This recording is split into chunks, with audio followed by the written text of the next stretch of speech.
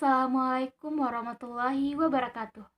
Bertemu lagi dengan saya, Ayuni Puspitasari, dalam mata kuliah Fisiologi Hewan yang diampu oleh Ibu Rina Delvita MSI.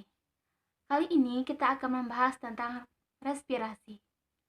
Sebelum itu, marilah kita berkontemporer mengingat Allah agar semua kegiatan kita dipermudah dan dirahmati oleh Allah.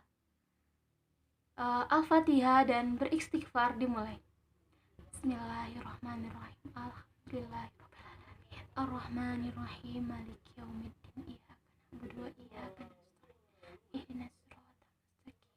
Siratal ladzina an'amta 'alaihim ghairil maghdubi 'alaihim waladdallin. Amin. Astaghfirullahaladzim. Astaghfirullahaladzim.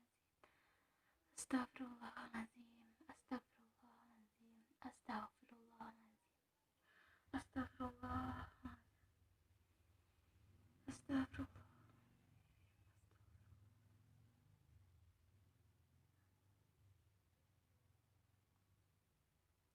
Selesai.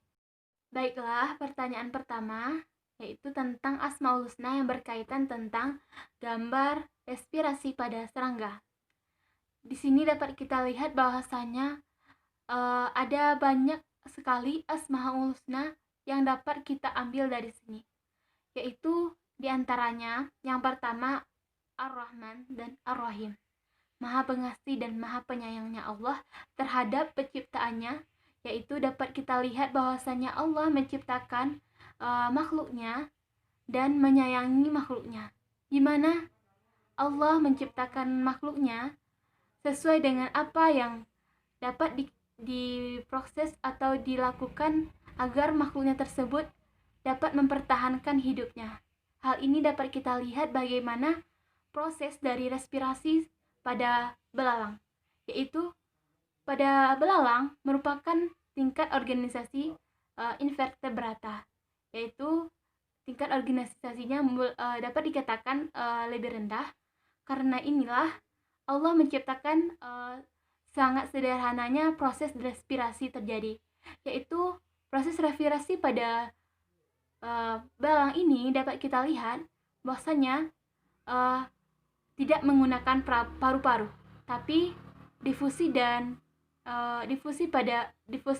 dari oksigen dan karbon dioksidanya terjadi melalui tracheolus, di mana dengan udara masuk ke rongga hidung, lalu rongga hidung diteruskan ke laring, lalu laring membawa udara tersebut ke dalam trakea, dan di trakea terdapat tracheolus.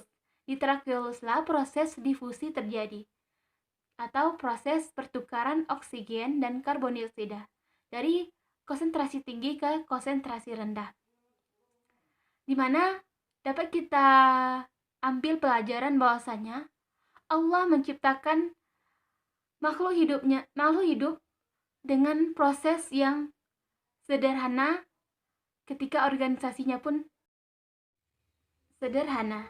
Jika organisasinya atau makhluknya tingkat tinggi, maka mekanismenya juga akan semakin kompleks. Yang kedua, dapat kita lihat sifat dari Allah, yaitu Maha Pemelihara atau Al-Hafiz, di mana Allah Maha Pemelihara atas segala ciptaannya. Seperti serangga ini, Allah memeliharanya dengan cara proses respirasi yang mudah atau cukup simpel, karena prosesnya itu terjadi pada trakea, yaitu pada tracheolus. Bayangkan jika respirasinya berlangsung seperti respirasi pada burung, maka tidak akan ada makhluk hidup yang dapat bertahan terhadap proses respirasi tersebut, atau makhluk hidup seperti serangga yang tidak dapat bertahan hidup karena respirasinya seperti pada burung. Disinilah dapat kita lihat bahwasanya Allah Maha Memelihara atas segala makhluk ciptaannya. Dan yang ketiga yaitu Al-Hafiz. Yang ketiga yaitu Al-Adil, yaitu Allah Maha Adil atas segala apa yang Dia ciptakan, yaitu Allah menciptakan serangga, burung, mamalia, katak ataupun jenis makhluk hidup lainnya sesuai dengan apa yang telah atau mampu diproses atau di mekanisme di dalam tubuh makhluk hidupnya itu masing-masing. Di mana di sini makhluk hidupnya yaitu belalang. Di belalang ini prosesnya terbilang sangat bukan sangat sih, lumayan simpel proses respirasinya. Disinilah Allah menampakkan kemahaadilannya terhadap semua ciptaannya dan proses respirasi atau mekanisme yang terjadi pada setiap makhluknya. Dan dapat disimpulkan bahwasanya ada beberapa atau mungkin banyak dari mekanisme pada respirasi serangga ini Asmaul Husna Allah, yaitu ada Ar-Rahman, Ar-Rahim, Al-Hafiz, dan Al-Adil. Yang kedua yang akan kita bahas yaitu mengapa katak dapat mengembangkan atau membesarkan tubuhnya melebihi hewan lain. Hal ini yaitu bergantung pada proses atau mekanisme dari respirasi katak. Apa kita lihat pada gambar ini? Yaitu yang gambar pertama, gambar ketika katak beristirahat.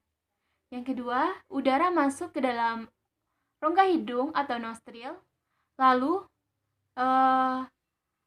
diteruskan ke rahang bawah dan membesar, yaitu seperti kita lihat rahang bawah pada katak membesar dan mengembang. Pada saat inilah udara dikumpulkan sebanyak-banyaknya. Lalu udara yang telah dikumpulkan yang membuat tubuh katak tersebut mengembang atau sepertiga dari berat badannya, dan udara tersebut akan dibawa ke epiglotis yang terbuka. Ketika udara tersebut sudah mengembang, nostril pada katak akan menutup. Lalu udara akan dibawa ke epiglotis. Lalu epiglotis akan membawa udara tersebut ke paru-paru. Di paru-paru inilah terjadi proses difusi, yaitu pertukaran oksigen dan karbon dioksida pada katak. Lalu ketika telah terjadi proses difusi ini, maka akan dialirkan ke jantung, lalu ke pembuluh darah, kembali lagi ke jantung. Setelah ke jantung, maka akan kembali ke paru-paru, lalu paru-paru akan membesar. Setelah paru-paru membesar, maka udara yang ada di paru-paru tersebut akan dibawa keluar melalui trakea dan laring, dan lalu dihembuskan kembali ke rongga hidung.